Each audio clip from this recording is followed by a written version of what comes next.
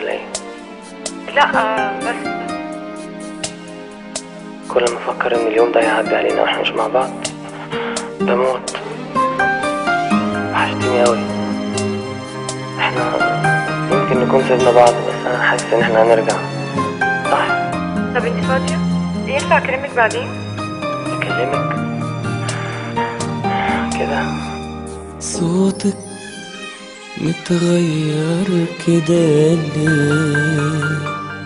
في حد جنبك ولا ايه؟ خلاص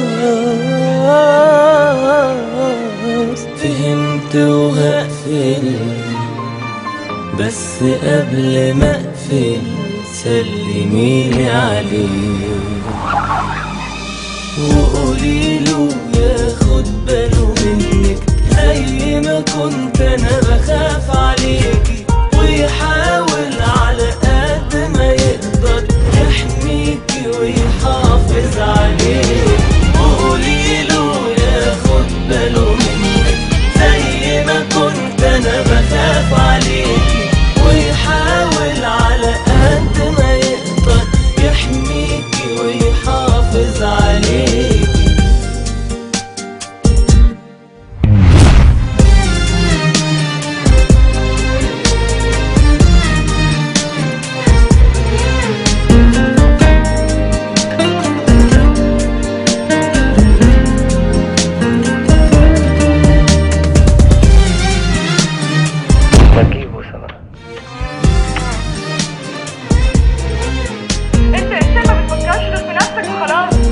على نفسك، انت اللي عايز تكتبي كل حاجه وما تختاريش ولا حاجه.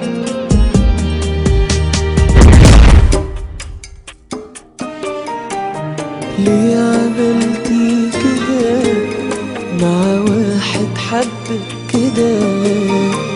كان كل ذنبه انه اداكي كل ما عنده خلاكي اغلى ما عنده، في الاخر تبقى نهايته كده.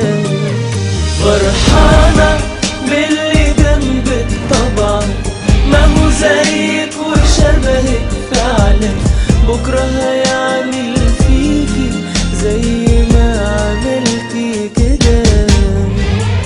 وقوليله ياخد باله منك زي ما كنت انا بخاف عليكي، ويحاول على قد ما يقدر يحميكي ويحافظ عليكي. يا سلام، انا قلت لك مش هتنزلي والله ما انت نازله. وبعدين ايه اللي انت كنت لابساه امبارح ده؟ يا بنتي انت غاويه نكد، ما قلت لك ما اعرفهاش والله العظيم ما اعرفها. مش هقفل، اقفل انت الاول يا حبيبي عشان خاطري اقفل انت الاول بقى. مش قادر اقفل وانت على الخط. وانا كمان. طب نقفل مع بعض. بقول لك ايه، بحبك. وقوليله ياخد باله منك زي ما كنت انا بخاف عليكي، ويحاول على قد ما يقدر يحميكي ويحافظ عليكي. وقوليله ياخد باله منك زي ما كنت انا بخاف عليكي، ويحاول على قد ما يقدر. ايه يا عم انت بس بقى؟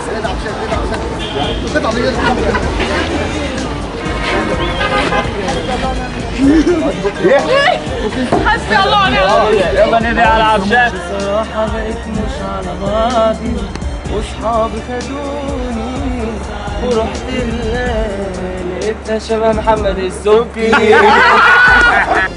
انا قدامك وبين ايديك، انا كلي علشانك وملكني